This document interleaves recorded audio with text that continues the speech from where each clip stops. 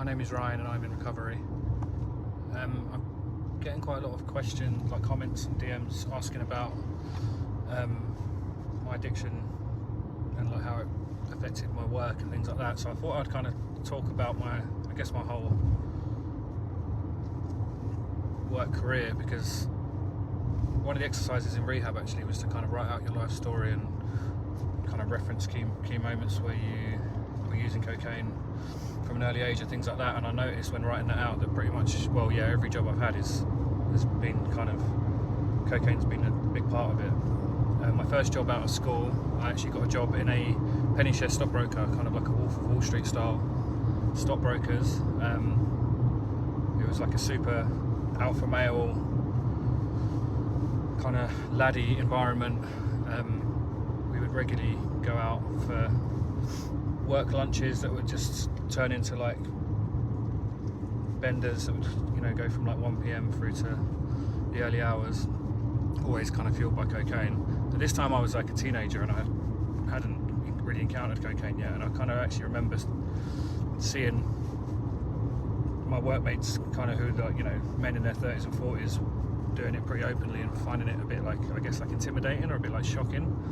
But I got used to it pretty quickly as it was so normal.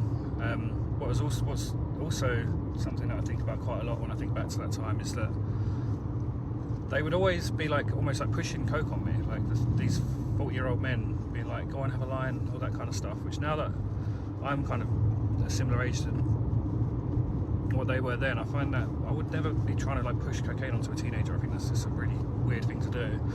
But yeah, so it was like we would go on these parties, people would talk openly about their cocaine use in the office. So yeah, it was just one of those environments where it was really normalised.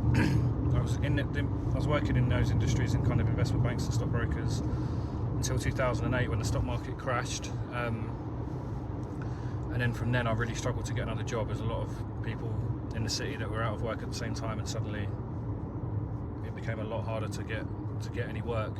At the time I was also playing in a band, kind of doing the pub circuit in London and doing bits of DJing and things like that.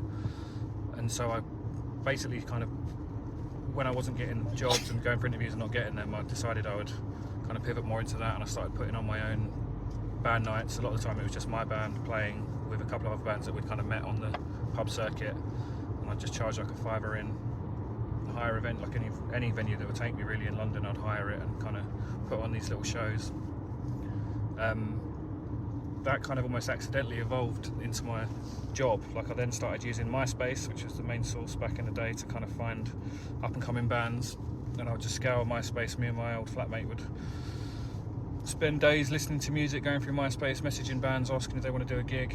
And the model was that you pretty much just lean on them to kind of bring their mates, charge their mates a £5 each, and then hope that you make some money. Sometimes you'd make a few £100, sometimes you wouldn't make anything. It was like, it was super up and down.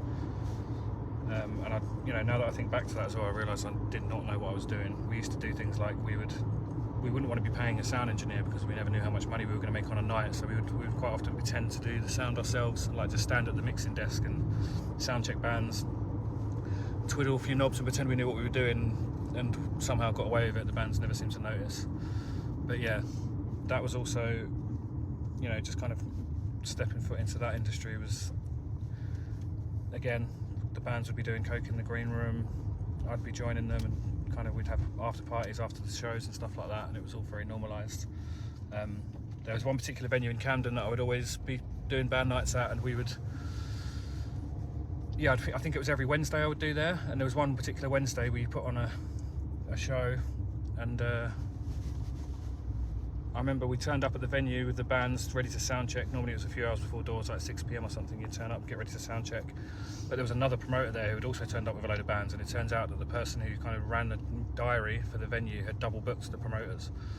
The owner of the venue was there at the time, and I witnessed him and the guy running the diary have a big argument, and he got sacked on the spot.